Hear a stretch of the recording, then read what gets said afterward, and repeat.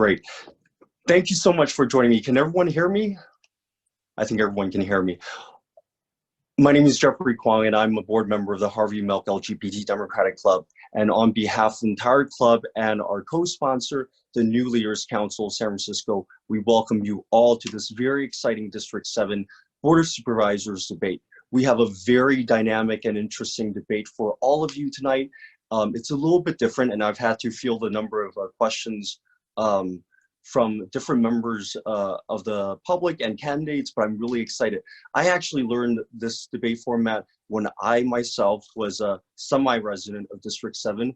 I'm a proud graduate of Lowell High School, and I was a member of its speech and debate team, Lowell Forensic Society. So this was a debate format that we introduced ourselves in parliamentary debate, and we've actually unleashed it at various Lowell High School debates. So hopefully people will feel right at home with this debate format. We will start with short introductions of 45 seconds. We're going to keep it short and snappy since we want to be entertained, and we want this to be entertaining and most importantly informative. We do have an upcoming PAC process which will happen tomorrow, so you can check back in on our Facebook event for more details of that process and how to become a member of both our own club or the New Leaders Council, both active organizations in San Francisco.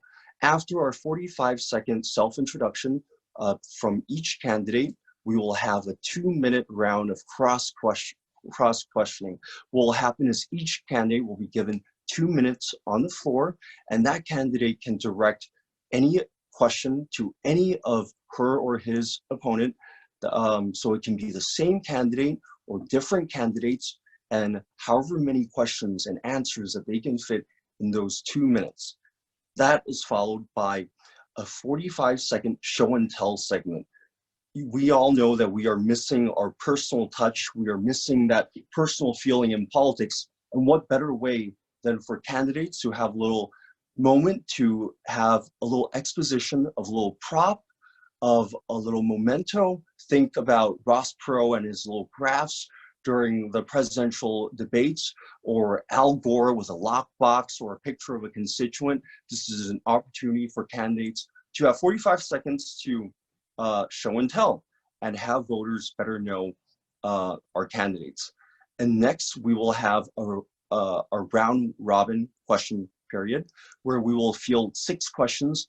Again, they are to be submitted in the chat box function on the bottom, or in our Facebook Live event, we will randomly select 6 questions, and each candidate will have 30 seconds to respond. So we'll be quick and snappy. I will hold up this 10-second flashcard once you have 10 seconds left. And we will cut you off after your time ends. And finally, we will have closing statements from each candidate, and that will last for 45 seconds each. And without further ado, I'm going to admit the rest of the participants, and we will get started in 30 seconds.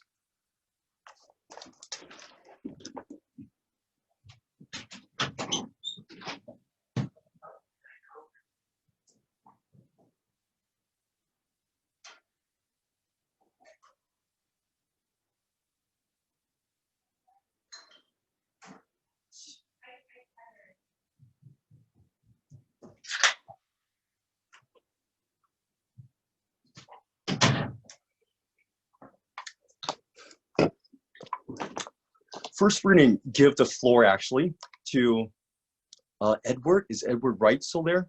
Edward Wright is the chair of our Political Action Committee.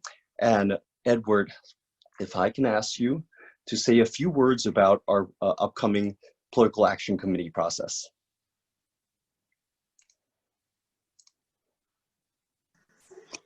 I'm happy to. Thank you so much, Jeffrey, for the opportunity. Thank you for your work in organizing this debate.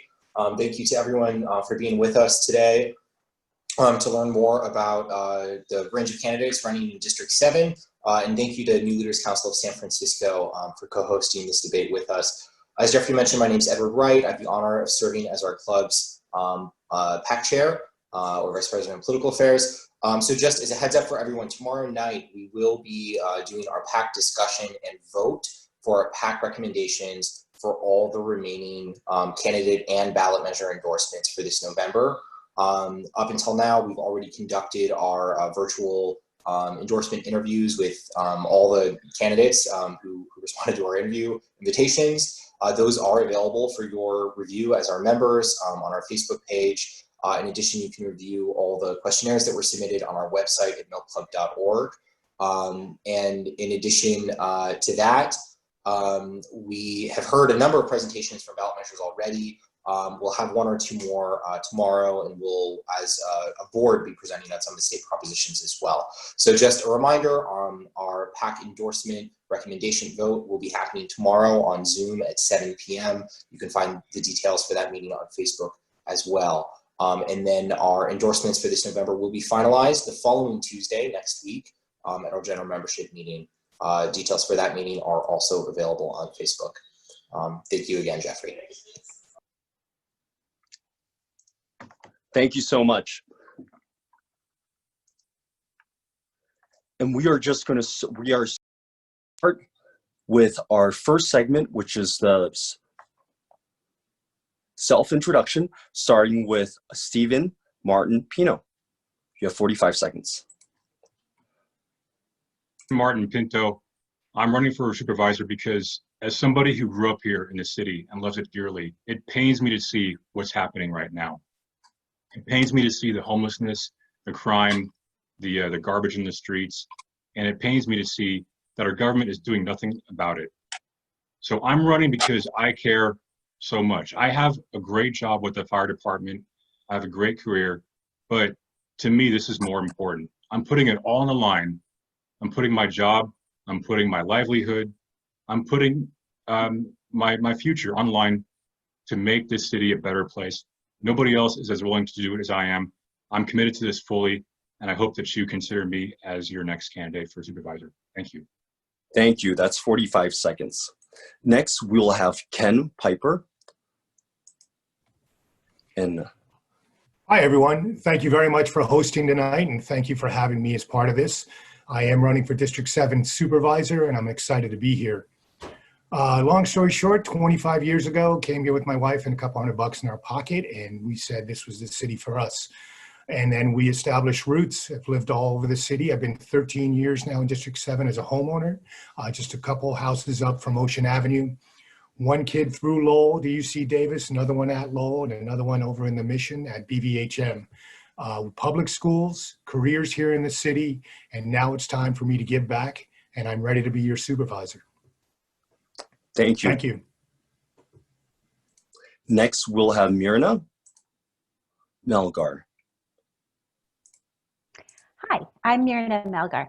8 months ago, I decided I was going to run for supervisor in District 7. As a longtime resident of Ingleside Terraces, I have seen how the income inequality and housing crisis in this town has affected my family, my neighbors, my community, and I wanted to put my skills to work to help my city.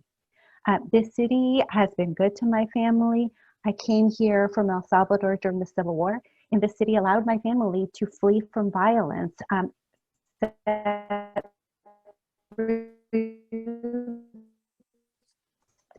thrive. I want to make sure that, and I hope you can support me. Thank you.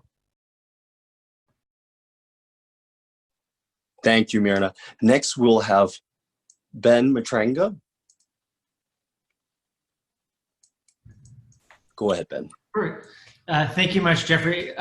Thank you all for being here tonight and giving a portion of your evening to come here, all of us, and talk about our vision for the city and for District 7. My name is Ben Matranga. I am running for District 7 Supervisor because I want San Francisco to be affordable for working class San Franciscans.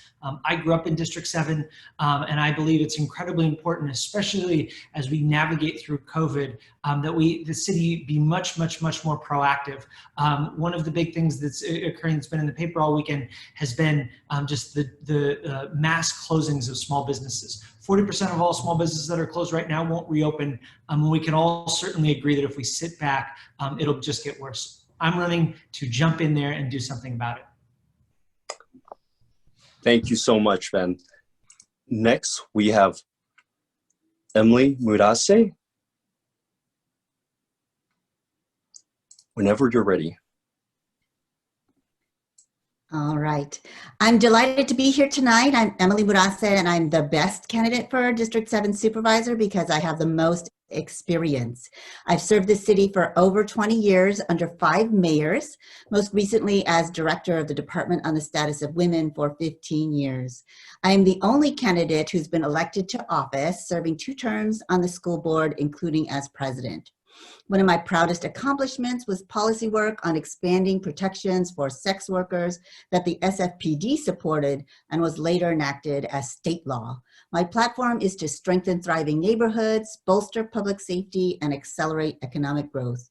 My spouse and I have lived in District 7 for over 15 years and raised our 2 now adult daughters here. I respectfully ask for your support and vote in November. Thank you so much. Last but not least, we have Vilaska Nguyen. Hi, my name is Vilaska. My parents fled the communists on the fall of Saigon and stayed in a refugee camp before they ultimately immigrated to Anchorage, Alaska, which is where I was born. My parents named me after the Inuit word for mainland. Growing up, I had a deep respect for unions and public service just by nature of my father being a longshoreman and my mom being a postal worker. For the last 15 years, I've worked at the Public Defender's Office, protecting and standing up for our families and their civil rights. Queer and trans issues are really important to me. My little sister is trans, and I can't tell you the countless number of times that I got into fights and arguments with my stepfather. I'm proud that they're close, but that's going to be an issue dear to my heart. Thank you for having me here. It would mean the world to have your endorsement. Thanks, Jeffrey. Thank you so much. And we're going to go back on reverse order to start our next round, which is our cross-questioning round. So again, we have Joel also. I'm sorry. Joel, you have 45 seconds. I didn't see you at the very end. Joel was jumping in from another event, and thank you so much for being able to join us. Take it away, Joel. Thanks. Hi, everyone. My name is Joel Engardio. My campaign is focused on families because they often feel ignored by City Hall when it comes to things like housing and schools and quality of life. We need to get the basics right. Clean and safe streets, more efficient services. We need to save small businesses, change how policing is done. I've lived in San Francisco for 22 years. My husband Lionel is an immigrant from Taiwan, and I grew up in a General Motors factory town in Michigan. My mom cleaned houses for a living. I was raised by 2 single women, my mom and my grandmother. They didn't have much money or education, but they taught me how to get things done with the resources we had. I worked at the ACLU as a journalist, community advocate, and all the jobs had one thing in common: give people a voice, and I will do the same as supervisor. Thank you. Thank you so much. Before we jump into our next round, which is our cross-questioning, I want to again remind everyone, please either direct message or message the entire event with your questions. If you can identify yourself and any brief introduction of your affiliation with either the club or District 7, please type it into the chat or direct message me, and we will select 6 of them for our third segment, which is after our round robin cross-questioning segment. So next, we will start our cross-questioning segment, and we'll start with Joel. So hang tight there, Joel. You'll have 2 minutes to direct, and I'm going to ask all the other candidates to unmute so that they're ready. What will happen is they will each have 2 minutes to ask any of the other candidates any questions that they have, and they can cut them off at any point and move on to another question to the same candidate or a different question to a different candidate. So without further ado, you have 2 minutes, Joel, and I will hold up the 30-second mark to mark 30 seconds and 10 seconds for 10 seconds left. So take it away, Joel, whenever you start.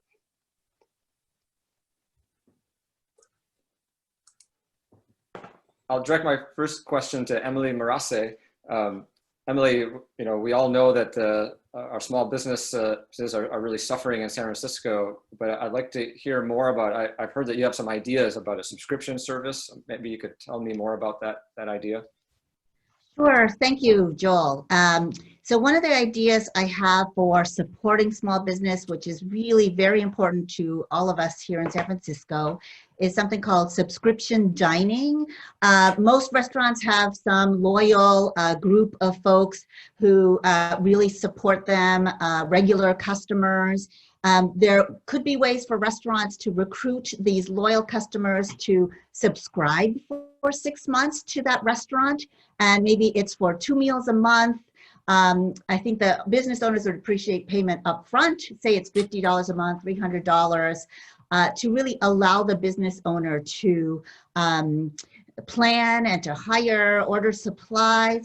But think of it kind of as a gym membership, you know, whether it's pizza or Chinese food or whatever favorite restaurant is yours, is sort of one small way to really support our local businesses. Thank you for the question, Joel. Great. And then my second question will be for Vilaska. I know you've answered this in a smaller group, in a West Portal centric group, but maybe this would be a good opportunity to talk more to a broader audience, because people were wondering how long you've lived in the district and how you came to live in the district, and maybe explain that to the broader audience. Absolutely. My family's been a part of District 7 for the past decade. My kids go to school out here. I have a 12-year-old daughter who's about to start 7th grade next week, an 8-year-old son. We go to church here. A lot of our volunteer work is out here. So we were literally living 3 streets outside of the District 7 boundary. And, you know, we moved to get closer to my kid's school. And, you know, I had 2 kids sharing a room on a bunk bed. So now we're pretty fortunate that they've got their own space, their own room. And I think that's pretty much it. And that was Great. December. That's the 2 minutes are up. Great. And we're at Vilaska, who will have 2 minutes next, and the 2 minutes will start whenever you start speaking. Just because Joel called on me, I feel it's natural to pivot back to Joel. Hey, Joel, I know you're a good guy. There's some things that we agree on, some things that we don't. I think one of the things we disagree on are a lot of issues surrounding labor and unions. You know, I come from a really strong union household. And I know that recently the trades had pulled your endorsement, and I think this is a good opportunity just to clarify, because I heard that you're anti-union, or you spoke in a way that didn't support unions. If you're looking to support or represent working families, how can you do that without having the support of unions here in San Francisco? Yeah, I support unions. I think what you're talking about is there was one answer on, you know how we fill out so many questionnaires, and there was a question on a questionnaire where I was asked if I would support any strike that was, you know, or any strike that was called. Would I support it? And I had mentioned, well, I would just like to look at it on a case-by-case basis, because in some cases, you know, like essential workers or BART workers, or you know, sometimes maybe it's not in the public interest or safety for everyone to strike. So that's what I said. But because of that answer, I wasn't able to get the building trades endorsement. But you know, it's just. But most I would support. I just didn't want to give a complete blanket yes to everything. Mr. Engardio, that's enough. Mr. Engardio, you do not support a union's right to strike, correct? Of course, I support the right to strike. Yes or no? Okay. I just had to squeeze that in. It was a cross-examination question. Okay, got it. You have 10 more seconds. Ken, what did you eat for breakfast? Really? Eggs and bacon and sourdough bread, and a little bit of everything but the bagel sprinkled on top. That'll be enough, Mr. Piper. Thank you. No, not yet. I love that everything spread from Whole Foods. Next, we will have Emily Murase. You have 2 minutes. Sure. San Francisco is on the FBI's top 13 list as a destination for child sex trafficking. Unfortunately, this crime impacts teens of color and LGBTQ plus teens the hardest. I'm co-founder of the San Francisco Collaborative Against Human Trafficking, which has worked with both abolitionists and sex workers to root out child sex exploitation. This is an issue that should concern all of us. I'm going to direct this to Myrna. Can you tell me what work you've done related to ending child sex trafficking in San Francisco and or working with at-risk youth? Thank you, Emily. I have not worked specifically with child sex trafficking victims. My work has been mostly on prevention. I have worked for the past 6 years with low-income, at-risk youth at the Jamestown Community Center, where we do a variety of prevention programs, including substance use prevention, violence prevention, training on masculinity and femininity, interpersonal relationships between boys and girls, conflict resolution and restorative justice as practices between parents who are often low income and immigrants who are having a hard time figuring out how to parent their kids in a new setting. We have done a lot of work with girls specifically on a program called Girls Got Goals, which is a recreational soccer program for young women as they enter adolescence and they start like not wanting to sweat and not wanting to do those things. But we know that supporting them in those social, emotional, developmental stages is really important. Thank you for the question, Emily. Sure. I mean, that's actually all the things that you're supposed to do to prevent kids from falling into sexual exploitation. Thank you so much for that exchange. Next, we have Ben, and we will start whenever Ben starts his first question. Take it away, Ben. Perfect. Well, thank you very much. I actually had a question for both Vilaska and Myrna.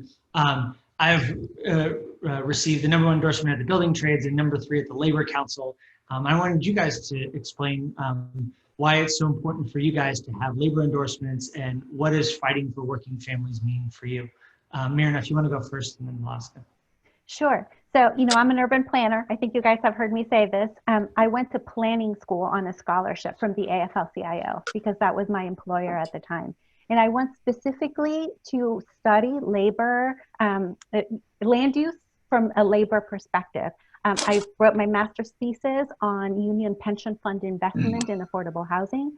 As a staff person for the AFL-CIO organizing department, and prior to that, as a researcher for the Carpenters Union in Norwalk, Connecticut, I dealt with development and housing from a labor perspective. I fought for housing justice and inclusionary zoning for 1199 SEIU healthcare workers, the UAW, HERE, and so I am a former labor organizer. My mother was a communist.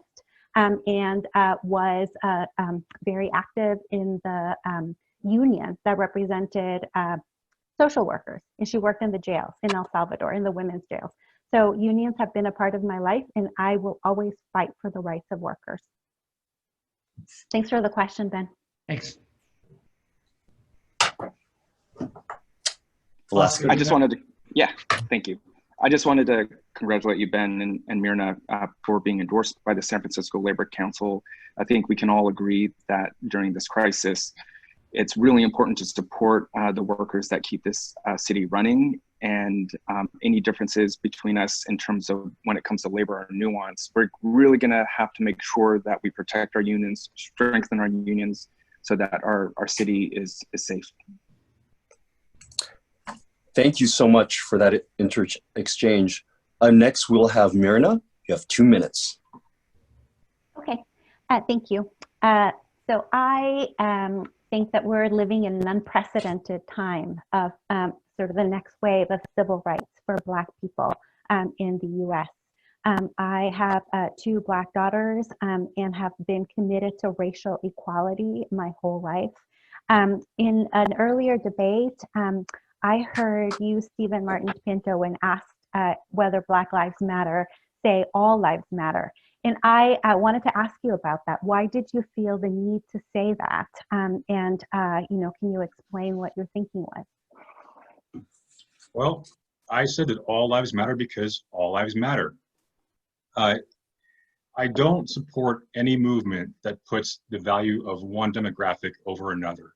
I don't do it in my personal life. I don't do it in my professional life. I treat But that's everybody. not this society. This society does not say, oh, we're all the same. We have been oppressing Black people specifically for hundreds of years. That's what it's about. So when you say that it's putting them above all, that's not what it's doing. We are calling out their specific oppression. Why did you need to say all lives matter at that moment? Because Myrna, I think that, you know, yes, it's true that Black people have been oppressed, Asian people have been oppressed, LGBT people have been oppressed. But the thing is, we're never going to get past racism by dividing people and against each other. I think it's wrong. I think the way forward, if we want to solve this racial issue, is to treat everybody based on who they are, not Has what that they are. worked, Stephen? Has that worked up until now for Black people? What you're saying, treating everybody the same, has that worked? We're getting there. It's a hard, difficult road to get there, but it's an ideal that we're trying to achieve. And I think when we divide people racially, it sets us back. So that's why I say all lives matter. And I mean Great. We are running, we're 2 minutes are up. Thank you so much for that exchange. Again, to remind audience members, please submit questions either directly to me using the direct messaging function, which is located on the bottom if you're using a computer, or on the top right if you're using a phone application. Next, we have Ken Piper. Take it away, Ken. Oh, thank you very much. I want to thank Vilaska for that softball question before. It was very nice of you. My first question goes out to Emily. Let me just preface it. One of my big concerns that we have out there is that I fear that what's going to happen again is we're going to have government workers taking over the next set of government jobs, and the same issues are going to foster themselves. And I'd love to see people from the private sector get in, get engaged, and actually be able to help make a difference. So Emily, my first question to you is when was the last time that you worked for in the private sector? So thank you for the question, Ken. I did work in the private sector, and it has made me a better public servant, I think. My first job out of grad school, I have a master's in international relations from UCSD. I spent 3 years working in Tokyo for H&T Japan, pushing American-made software systems into a very, very tough Japanese market. And I learned so much in that experience about how markets work, international markets. And when was that? Okay, thank you. Oh, I'm sorry, Emily. I was just asking, when was that? Oh, I worked from 1990 to 1993. Thank you. And Vilaska, what did you have for lunch? I had 3 tacos, 2 al pastor, 1 carnitas. That was my debate prep. Thanks. Thank you for the question, Ken. Thank you for the time. Great. Last but not least, we have Stephen. Take it away. Okay, this question is for both Myrna and Vilaska. Recently, a Gallup poll came out which said that 81% of African Americans do not want a reduction in police force. Given this statistic, how do you support defunding the police still? And if so, why? Or if not, why? So, Myrna? I do support redirecting funding from the police to prevention programs and programs that will help the community at, reducing crime. As I have worked with low income, at risk, youth for the past 6 years, I can tell you that those kids are the first ones to be victims of crime. They're the ones that are going to get jumped in the muni. It's our elders, it's our vulnerable population. So wouldn't more police actually help against that?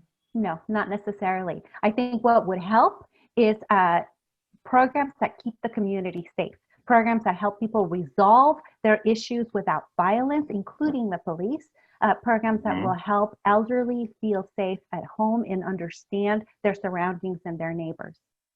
Okay, can I just ask you one more thing really quick? The results of, you've heard of the Freddie Gray effect, and police in Baltimore have not taken a proactive measure to policing like they used to. And the result has been increased death and violence. So how can you still say that less police, given the face of this statistic and this fact, will actually make our communities, especially our communities of color, safer? Because if you listen to my answer, I think it's a two-part world that we're trying to build. Mhm. One is to reduce violence from police against communities of color. But number two, which is very, very important, is to build the programs and support in terms of drug treatment on demand, anti-violence work and prevention, anti-gang prevention, all of those things Baltimore has not built. And I think that until we do those things, until we actually fund those programs, we're not going to be safe. Okay, how much Great. time do I have? Thank you so much. That was time. And just to let you know, No, that was great. I would have deferred the rest of my time to Myrna. That was awesome. Sorry. And, and just to let the audience members know, if you see candidates interrupting each other, etc., they were encouraged to do that because we wanted to make sure that we moved along and, kept everyone informed and entertained. Next, we have an opportunity for you to get to know our candidates better. We know people are missing that personal touch in politics. You're not getting to meet the candidates face to face. So in this segment, we are giving each candidate 45 seconds to do a little show and tell, show a little prop, and this is an opportunity for us to get to know the candidates a little bit better. And audience members, feel free to please submit questions. We are still asking for questions. Please submit them either using the chat function on Zoom or direct message them to me directly. And we're going to again start from the last speaker that we last heard from, and 45 seconds to Joel. Joel, whenever you're ready. Great. Hi.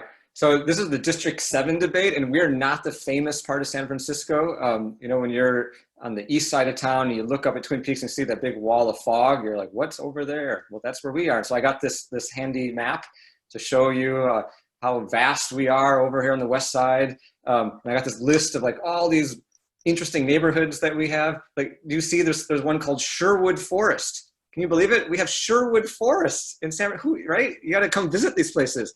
Miraloma Park has these storybook kind of looking facades on their homes. You feel like you're walking in a wonderland. So I just want to share with people, please come on over to the west side of Twin Peaks and explore. And we have a lot of mini mountains. We have Grandview Park and Mount Davidson, so you can hike and social distance and get healthy. So come on over. Great. Thank you so much, Joel. Next, we have Vilaska, whenever you're ready. Yeah, so I'm a big fan of rally merch. I got this a couple of weeks ago at the rally, the Union Strike for Black Lives Matter, and it says "Stop Police Brutality." I am proud to have the #1 endorsement from the Labor Council and the #1 endorsement from SIU 10-1, and I am really proud to have spent my last 15 years working in criminal justice reform. So being in City Hall, there's going to be no learning curve for me. I'm going to jump in and get to work right away. And like I said, I spent my career giving a voice to the most marginalized. So trans rights issues are going to be really important to me. And I also love just all this merch. So this is my show and tell. Thanks, Jeffrey. Thank you, Vilaska. Next, we have Emily. Emily, whenever you're ready. Sure. I want to talk about something totally different. I want to talk about mental health. This is a photo of my now 18-year-old daughter, and with her permission, I want to share a story that we don't often talk about, so maybe we can help others. She was diagnosed with ADHD, major depression, and anxiety a year ago. She started self-medicating and slipped into addiction. We went to every outpatient treatment available to no effect. Finally, she went to wilderness therapy for 3 months, and my spouse and I had to relearn parenting skills for today's teens, very painful. But fortunately, she connected with a therapist there and found resilience and recovery in the woods. With a lot of family support, she graduated high school on time and is planning to apply to college in the fall. I want to make sure that our young people have access to life-saving mental health treatment and that we talk about these things very openly. Thank you so much, Emily. I think we can all agree that those are important issues that you raise. Next, we have Ben. Take it away whenever you're ready, Ben. My name is Ben Matranga, and you guys can see this. I'm the young little kid in my dad's arms. That's the house that I was raised in, the house that my parents still live in. And my parents at that time were able to raise 4 kids, both working in city government and still afford to stay in San Francisco. My dad worked in the controller's office, safeguarding taxpayer money. My mom was at the Department of Public Health, helping finance the Tobacco Free Project and a lot of nurses at SF General. My wife and I both grew up in the city, and we're fighting to make sure that next generation of kids get that same opportunity. So that lived experience that I have of making sure everyone gets a fair shot and what is affordability in San Francisco is very personal for me. Thank you so much, Ben. Next, we have Myrna, whenever you're ready. Thank you, Jeffrey. So your instructions said a prop or a gift. And I will first say that I have utmost respect for all of the folks, all you guys who are running. It takes a lot of guts and a lot of work. I sent a gift earlier to one of my opponents, Emily Murase. I sent her a dozen white roses to symbolize the 100th anniversary of the passage of suffrage for women.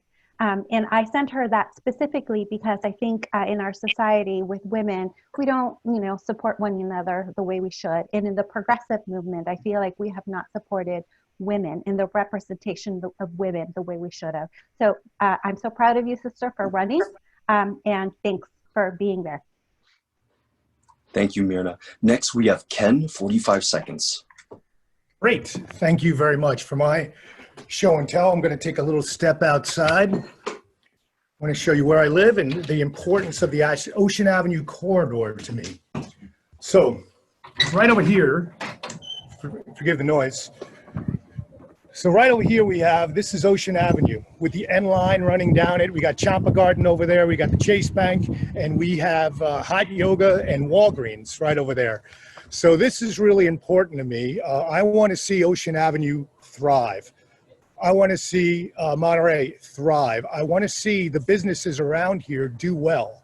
And I have a big concern because Ocean Avenue is one of the last corridors to actually achieve much in a business sense. And I want to see that continue. And I have great fears that the way that our city's being run now, we're in a lot of trouble. Businesses are going to continue to close. So anyway, thank you very much.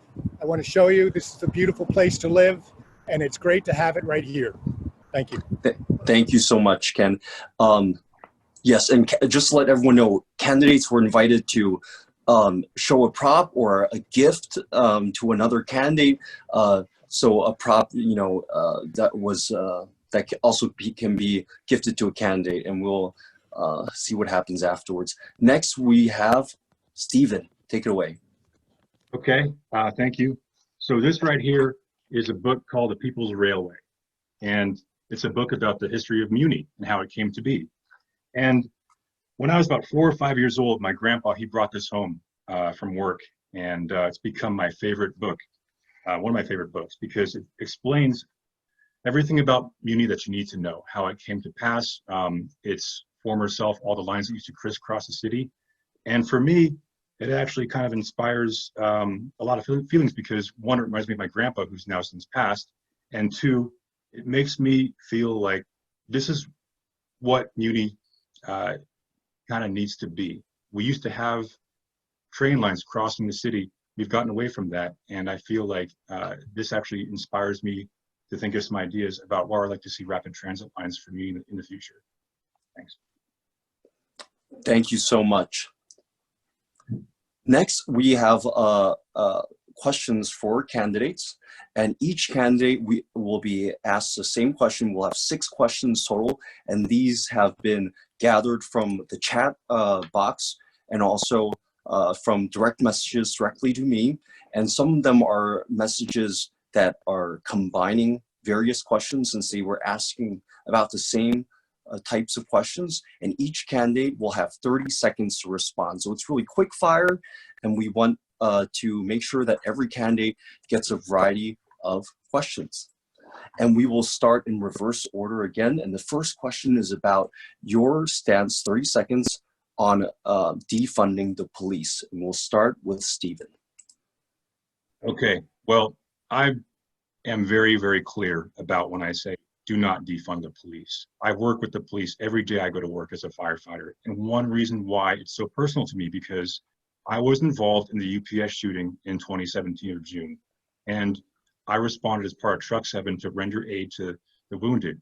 I didn't know what I was getting into. And I thank God that I had the police by my side protecting me going into that unknown environment, the UPS warehouse, because you know, if they weren't there, I could have been killed, and I don't want to die doing my job. That's why I'm so grateful for the police and so I'm against defunding it. Thank you. Ken?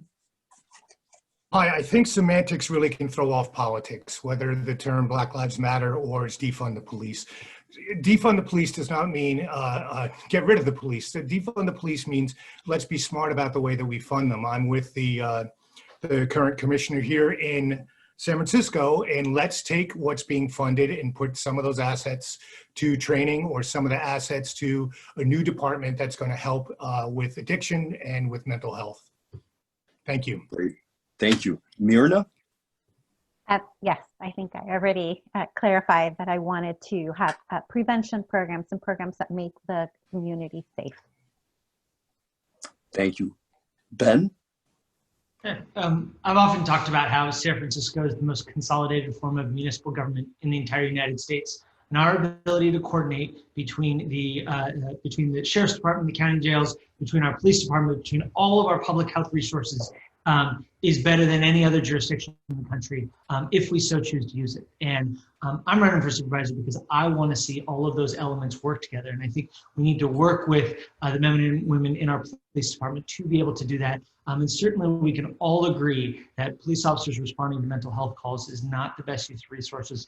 And there's so many other things that we can and should be doing to make sure everyone's treated with respect. Thank you. Emily? Yes, I'm opposed to defunding the police. We've seen a spike in property crime, package pirates, car theft and break-ins. I just learned of home invasions in Westwood Park in the last month, and defunding the police will not improve police response to these kinds of crimes. However, within the police budget, I strongly support allocating more funds to community policing and outreach. Thank you, Emily. Vilaska?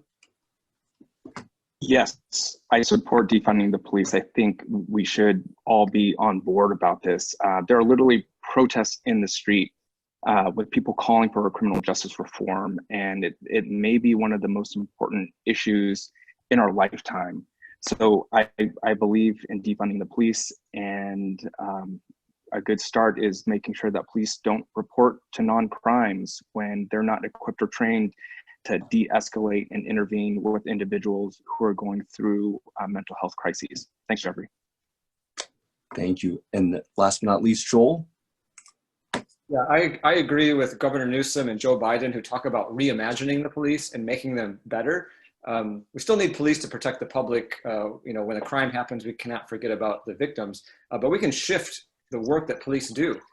We don't need police with guns to go on calls for mental illness, wellness checks, or homeless encampments. If anything, we can focus police on the super serious crimes that aren't being solved as much. And we only should employ police officers who will serve at the highest standard. Great. The next question is from one of your constituents, and I don't think she's made up her mind yet, so I think this is your opportunity to convince her. This is from Barbara Cummins, who lives in your district. What do you think about the Balboa Reservoir project? Is there enough affordable housing in exchange for this big land deal? And we are going to start with Joel. So Balboa Reservoir is an appropriate place to put housing. We've talked about putting housing there for decades. And so I think it's a great place for middle income and affordable housing. I wouldn't go more than 1,100 units that's currently in the pipeline. I wish we would have gotten more money for the sale of the land. And the other thing that is important is there's initially like a 500 space parking lot that was part of the program that would help alleviate the pressures on traffic and for the City College students. I want to make sure that stays in there because I think it's key to making the whole thing work. Vilaska? I disagree with the plan as presented. I think if we can't get 100% affordable housing on publicly owned land, I can't envision a scenario where we can do that. Great. Emily? Yeah, so I'm excited about 550 new affordable units. I think 50% is a good number. There are additional benefits offered: a childcare center, open space, dedicated housing for students and faculty. However, I am concerned that some people feel their voices have been left out. I have heard from City College faculty in the City College community. I think there's at least one neighborhood association that's against it. So I really think the developer needs to answer to all of these concerns. Thank you. Ben? Okay, I think if there's one thing, I went to my first Balboa Reservoir meeting in 2015, and it's 5 years later. I think if there's one thing we can all agree on, it's just how broken the planning process is, and it's been emblematic in the Balboa Reservoir. I mean, look, it's going before the board. It's got the votes. I think the incoming supervisor needs to make sure that promises made are promises kept. When a developer makes promises around transportation mitigation, traffic issues, those are promises that will be kept. And I think certainly that and the open space requirements would be something I will be on top of if elected supervisor. Great. Thank you. Myrna? So I support this project. I will note that Emily thinks that there hasn't been enough community input, and yet Ben thinks that there's been too much with 5 years of community input. You know, Vilaska thinks that, you know, with free, or cheap land, it should be 100% affordable, but Joel thinks that we didn't get enough money for the land. I think that 550 units of affordable housing is more housing that we've seen in this district in decades. District that has seen a history of redlining and not having any affordable housing, and keeping out people of color. And so I support this project. I think it still needs a little bit of work on transportation, but I am glad it's being built. Ken? Myrna, you didn't say maybe that's because I haven't spoken yet. Okay, so here's how I feel about this. Originally, I was very ecstatic about it, but I'm really concerned. Tomorrow, the supervisor is going to vote on it. As Ben said, they have the vote. It is a fire sale. It is a fire sale. I can't believe, you know, the estimates are either it's at 95% under market value to approximately 70% under market value. And it's all based on the promises of these key words around transportation, low income, an open park. I'll believe it when I see it. Looking at the numbers, I really am astonished and recommend that the Board of Supervisors postpone this vote until we understand better the market, the value. This fire sale, it is the greatest piece of real estate possibly in the country, and it's going under fire sale. Thank you. And Stephen? Okay, I kind of agree with some of the things that were said earlier. Is 17.6 acres of land for sale for $11 million it's a steal. It's way below market rate. Something is not going right here. And that makes me very suspicious about what actually happened with the deal. The other thing too is a lot of the concerns about transportation have now changed. With the loss of 40% of our muni lines, a lot of the basis of the 0.5 parking space per unit ratio was based on it being close to a transportation center and transportation lines. But that has since changed. So I think we need to reevaluate that and possibly lower the number of units until the lines come back. We can always build later. Great. We're gonna start from the middle of the pack of candidates so we can shake things up. The next question is, what is your opinion of navigation centers and quality of life policing in your district? And we're gonna start from the middle, and we'll start with Ben. Yeah, look, I've been clear on navigation centers and broader about homelessness in San Francisco. I think our approach to homelessness has been with us my entire life that I've been in San Francisco. And it is unfortunate the amount of money, the heartbreak that people see on the streets. We have not gotten serious about treatment on demand and dealing with the underlying conditions of homelessness, whether that's drug abuse, mental health illness. And until we deal with that, just dealing with the homeless is not going to suffice. I support thoughtful approaches. In District 7, I have specifically said at SF State, there is some issues around student homelessness. I would support a NAV center in working with the university to make sure all those students were housed there. Great. Next, we have Emily. Yeah, I'm opposed to a navigation center in District 7, and here's why. The navigation center in the Barcadero reportedly cost $12.5 million for 200 cuts. An alternative to that is the flexible housing subsidy pool, which is $11 million for 200 apartments with a door and a key. Women and seniors are not served well, really vulnerable people are not served well by cuts. They really need a permanent long-term solution. And I worry that we're spending too much money on Band-Aids and not on long-term solutions. In terms of quality of life policing, police should not be involved. Let's try to get social workers involved. Let's get these people to services. Thank you, Emily. Everyone's so great with the time, and I really appreciate that. Next, we have Vilaska. I think the last time I checked, I'm the only candidate in this race that is in support of navigation centers in the district. And that can be a navigation center that specifically addresses the need in District 7, like youth, students, and families. I don't think police officers should be responsible for policing quality of life crimes, which essentially are 100% infractions. We cannot cite our way out of homelessness and mental health issues. All we're doing is creating a debtor's prison, which makes it even more difficult for folks to get off the streets and remain off the streets. Right. Joel? Yeah, I believe navigation centers should be based on demand and not just an arbitrary notion that every neighborhood needs one. I don't think we have enough of a demand in District 7 to have one here. They're expensive to build and to operate. I think what we need to do, especially under the budget constraints, is to really maximize effectiveness and be efficient and centralize services in a large area, like Senator Dianne Feinstein talked about the Cow Palace parking lot. We have piers, provide all the wraparound services and the things that people need in a centralized way so we can be more effective and efficient with the services. Great. Stephen?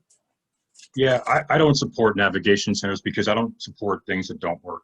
And I've went and talked to the businesses around the Bryant Street Navigation Center, and ever since that navigation center went in, they've seen an increase in crime, an increase in garbage and drug dealing. And I can't support that. It has not really helped homelessness in any meaningful way that I've seen. And as far as quality of life crimes go, I actually do support that because you never know what a situation is going to turn into. It could turn violent real quick, and I think police are still an essential part of the response. Thank you. Next, Ken. I believe there should be a pause on all navigation centers. I think it's a fantastic term. Every chief marketing officer in the country would love that. Navigation center, we're going to save the world. In reality, we pause it. We let the data drive the future. As you heard earlier, how much does it actually cost? From the sounds of it, we could buy the Balboa Reservoir. We need to stop. We need to make sure we're spending our money wisely, and we need to prove that these navigation centers are actually going to do what they're set out to do, and the data doesn't drive it yet. And finally, we have Myrna. So what the data says is that for navigation centers, 47% of the folks who go through them can be permanently housed after they exit the other way. So that is higher than congregate shelters and other models of delivery of services to homeless folks that we have. They do work for a certain segment of the population, not for all homeless populations, which is a very diverse community. And so I think that in District 7, we need a safe parking site with low entry barriers and supportive services that can get people out of their cars and into permanent housing. Great. Next, we will start with Emily. And the next question is about public services. What do you think about the cutbacks in public transportation, especially impacting District 7 and specifically in regards to Muni? Yeah, no, I was a very big fan of Muni, commuted to Muni to my office and Civic Center every day. But unfortunately, until we get a vaccine going for COVID-19, I don't think that we're going to see lots and lots of people on the Muni. It's just too risky to have crowds of people. Like, I remember just being a sardine on the Muni Metro. So I do want to make a plug for seniors and the essential trip card that exists today. If you're a senior, you can call 311 and sign up for a debit card. With $6, you get $30 worth of credit for a taxi ride to get to your doctors. That's one way to make transportation accessible to vulnerable folks while Muni is undergoing massive change. Thank you, Emily. Next, we have Vilaska. I think even before COVID hit, the transportation on the west side was really challenging. And I think now that so many lines are cut, we can see how it's affecting our most vulnerable customers, particularly, out here in District 7, we have 17% Chinese population, and so many of our community members are in-home support service providers who rely on buses to get to their patients. So in the least, if we're cutting lines, we should provide them free service so they can do their jobs. Next, Joel. Earlier when I showed you my map, District 7 has a lot of hills and very isolated neighborhoods. So even before the pandemic, we had very sparse bus service. There might be one lifeline, like the Terrace to 36. It's the only bus that goes through Miraloma Park, and it's gone.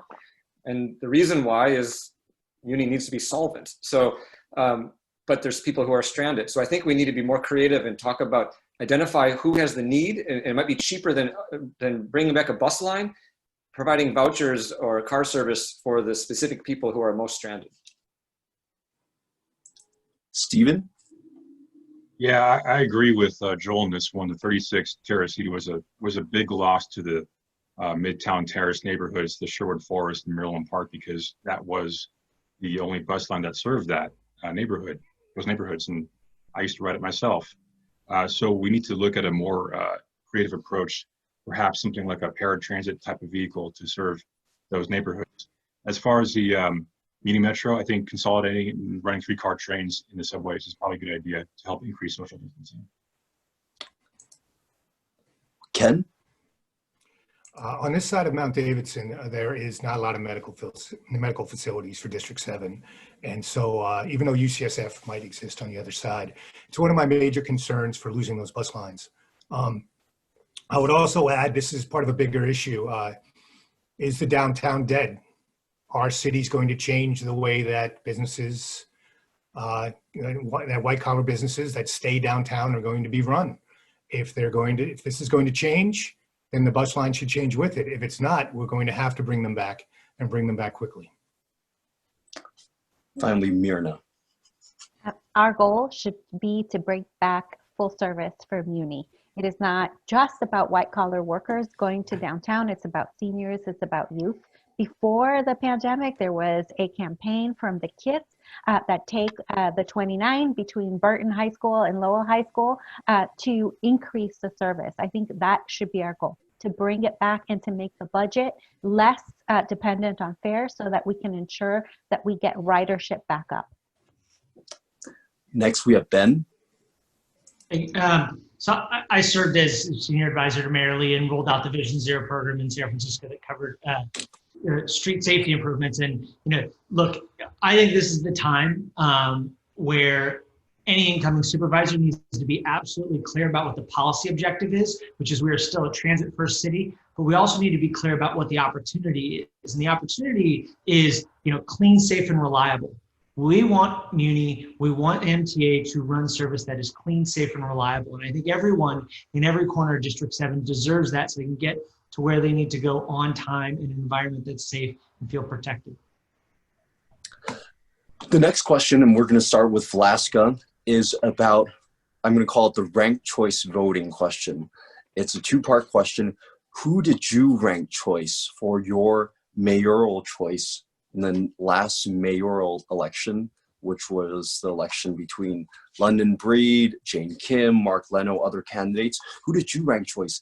And do you have a ranked choice strategy for your own candidacy?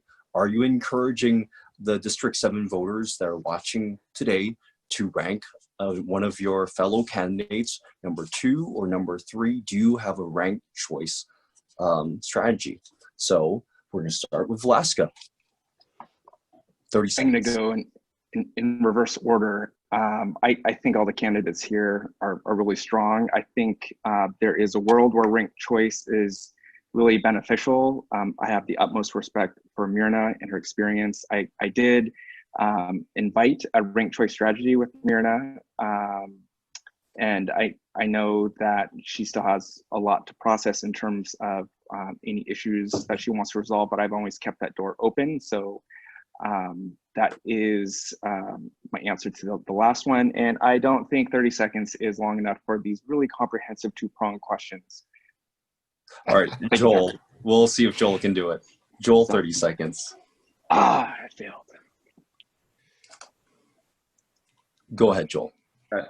So on ranked choice, here's the thing that's most important is oftentimes people will just vote for one candidate. They think this is my candidate. I love this candidate.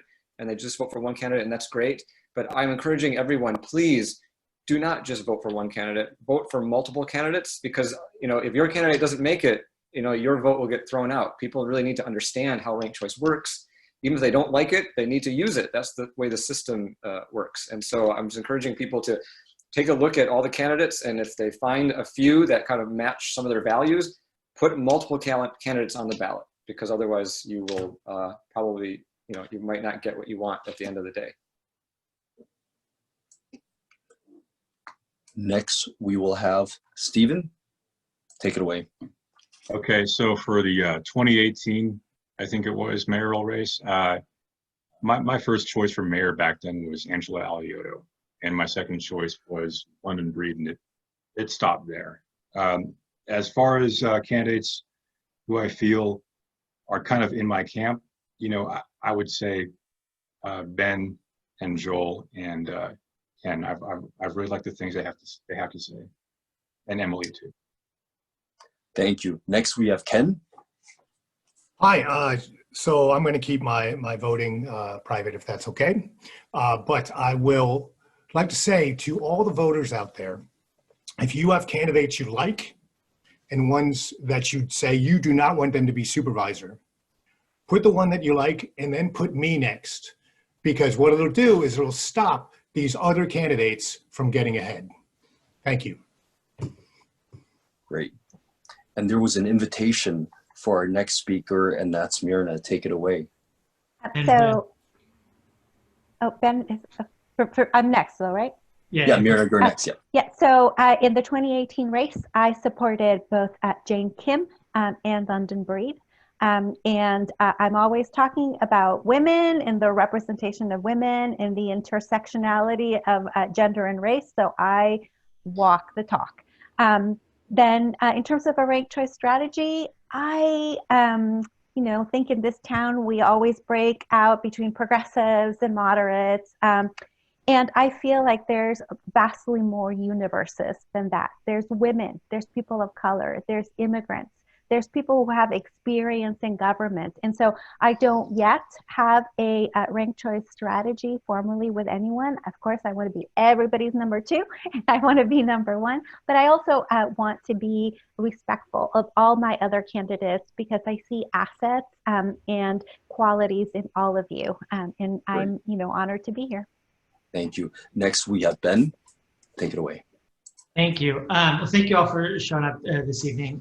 Specifically for mayor, I voted for both Mayor Breed and Angela Alioto.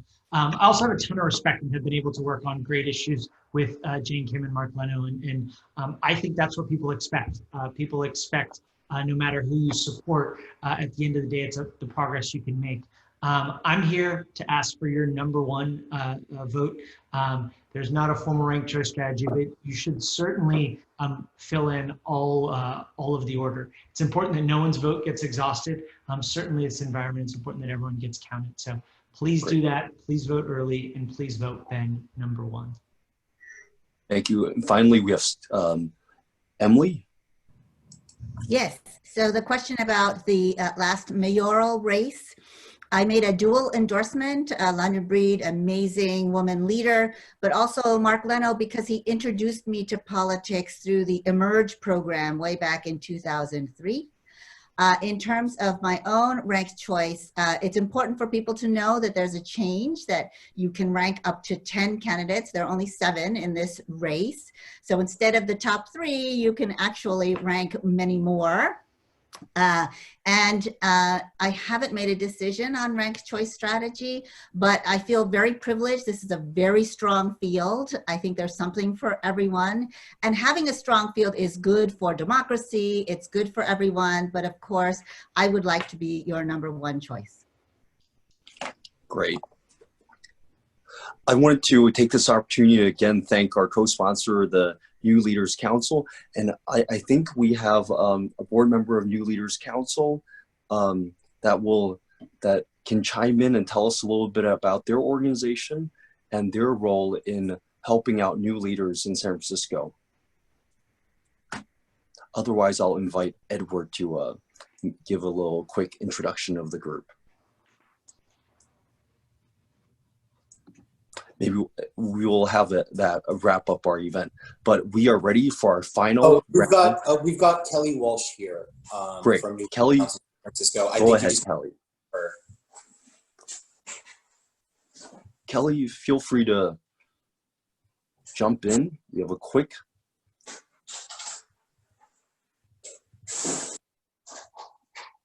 And we thank everyone for attending. By the way, we had over 100 participants in tonight's debate, and we are so thankful for everyone's participation and all their questions. Again, Edward, do you know where Kelly is? Hi, I'm here. I could finally unmute. Hi, Kelly. Thank you so much for joining us. Please go ahead. Thank you so much for having us, and thank you to the Harvey Milk Club. I'm from the New Leaders Council. And so we are a free 5-month leadership and professional development program for emerging progressive leaders. So it's a free program, and it's open to sort of anyone across fields. So we have folks from politics, from nonprofit, from the private sector, community organizers. And so it's sort of our recruitment season. So our applications are open until September 1st, and really encourage everybody to apply. They're due September 3rd. And Edward, I don't know, Edward right here from the Harvey Milk Club is a recent alum. So Edward, I don't know if you want to sort of talk about your experience or sort of give more context to the rest of the members. Thank you, Kelly. Really briefly, honestly, doing NLC was a transformative experience for me. I think as a club, we at the Harvey Milk Club talk a lot about wanting to develop new leaders and, you know, uplift the next generation. We talk about building a progressive pipeline. I think that's something that, you know, NLC is doing in a really meaningful way. So I, in addition to, you know, serving as this club's back chair, have the honor of now serving on the NLC board, and, you know, love seeing collaborative opportunities like this debate, for us to kind of work in solidarity with each other. But I have already nominated a number of Milk Club members for NLC, but if anyone's interested in applying, you can do that at newleaderscouncil.org/San Francisco. Great. Thank you so much. And finally, we will have our closing statements, 45 seconds. Thank you so much for joining us for this call and our debate. And we'll start with Stephen. 45 seconds. Thank you for having me tonight. I really appreciate you inviting me to this debate, this forum. It's been one of the more lively debates I've ever been a part of. But, you know, I stand for something, I believe, that you don't get in most other candidates. I stand for integrity. I stand for truth. And I really am very sincere when I say I'm running for supervisor. I run because I care about the city, and I want to do it well. And I want to see it change course and not go down the path it's currently going. And it requires somebody who's going to make those tough, politically incorrect decisions at times for the good of the city. And nobody is willing to do that more than I am. So thank you. Great. Next, we have Ken. Hi, everyone. Thank you very much for attending tonight, and thank you to my fellow candidates that have all done a great job. And I would have to say, I think all are deserving of a vote.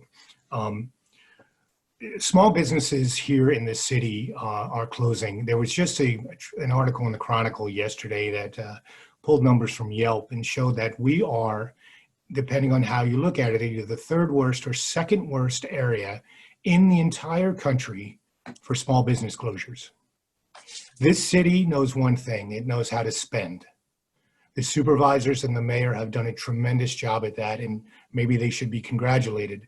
We are going to have a very tough time ahead of us. We are going to have to tighten the belt, and we're going to have to make some tough decisions. You want someone in there that's had experience doing that, and I will be your candidate. I will make it happen. District 7 supervisor, forget Ben, make me your #1 vote. Thank you. Thank you. Next, we have Myrna. Thank you for having me. Thank you for putting this on. It has been a great debate. I am the best qualified candidate to be District 7 supervisor. I have the widest range of experience at having worked on progressive causes that we all care about for a lifetime: affordable housing, community economic development, workers' rights, environmental justice. I have receipts, and I am hoping that you will see what I've done and help me get there as a District 7 supervisor, and vote for me as your #1 choice. Thank you. Thank you, Myrna. Next, we have Ben. Perfect. Thank you all, and thank you, Ken, for giving me another plug. My name is Ben Matranga. I'm running for District 7 supervisor because I want a city that functions for every family. So if you care about small business recovery, I helped set up the largest COVID-19 response effort in District 7. If you care about a focus on homelessness that is compassionate but demands results, if you care about ending pay-to-play culture in City Hall, I want to be your candidate. So I respectfully ask that. I think more than anything, what we need is someone who's going to go down to City Hall and without fear or favor, be willing to fight and be willing to always represent their neighborhood and the people that sent them there. So I respectfully ask for your #1 vote. I work for you. Thank you, Ben. Next, we have Emily. Go ahead, Emily. Thank you all for this important opportunity to meet with you. I've been a champion for underserved women and young people as director of the Department on the Status of Women, and with the leadership of Commissioner Sophia Andare, I supported funding of CUAV, Ella, Paratrans Latina, and Lyric. I've accomplished groundbreaking anti-human trafficking work alongside Alex Letnick, Carol Lee, Arya Saeed, and as a school board member and past president, I led anti-bullying efforts and strengthened penalties for cyberbullying. My platform is about strengthening thriving neighborhoods, bolstering public health and safety, and accelerating economic growth. I'm supported by State Treasurer Fiona Ma, Assembly Member Phil Tang, College Board Trustee Thea Selby, and many others. I respectfully ask for your support and #1 vote for District 7 Supervisor on November 3rd. Next, we have Vilaska. I'm proud of the campaign that my team is running. We're the #1 fundraiser. We're running a data-driven and community-based field program. And I'm proud of the endorsements of organizations that I really love.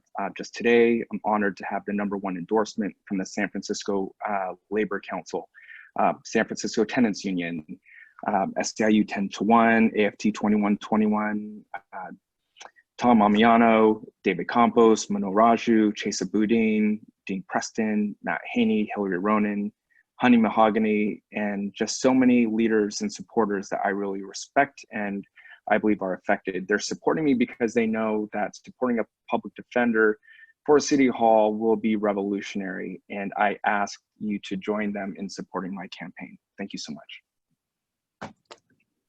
Thank you, Vilaska. Next, we have Joel. Hi, I'm running for supervisor so families can afford to live here and feel safe here. An entrepreneur should be able to open a business without roadblocks. City Hall has to stop treating residents like an ATM and budget better. And that means focusing on the basics and getting the basics right. Clean and safe streets and more effective services. I have worked as a journalist for a number of years and held City Hall accountable and I will do the same as supervisor. I invite you to look at my website, engardio.com, for a lot more information and to see who has endorsed me. I'm very proud to be endorsed by Sheriff Paul Miyamoto, former Sheriff Vicki Hennessy, Assessor Carmen Chu, State Senator Scott Wiener, former Supervisor Katie Tang, and Supervisor Catherine Stephanie. So thank you, and I would appreciate your support. Great. Thank you so much. It has been a great debate. I really appreciate everyone's attendance. Thank you, thank you, thank you. I just want to take this opportunity to invite all of you to our 44th annual gala fundraiser, which is this Saturday at 7 p.m. virtually. It will be on Facebook Live. Please check back into this events page, which will bring you to the Harvey Milk LGBT Democratic Club's own Facebook page. And we look forward to seeing you again very soon, either at our PAC meeting tomorrow or at the gala on Saturday. Thank you so much and have a very good evening. Thank you. Thank you very much. Thanks, Jeffrey. Appreciate it. Thank you all. Hands down, funnest debate ever. Good job, Jeffrey. Great. Thank That you was so much. awesome. Thanks for being good sports. I really appreciate Thanks, it. thanks a lot. Thank And you, I think Jeffrey. people that want to hang around and ask any questions, this is an opportunity for you to get up close and personal, and we'll keep this open for however long this lasts, per Seamus's suggestion.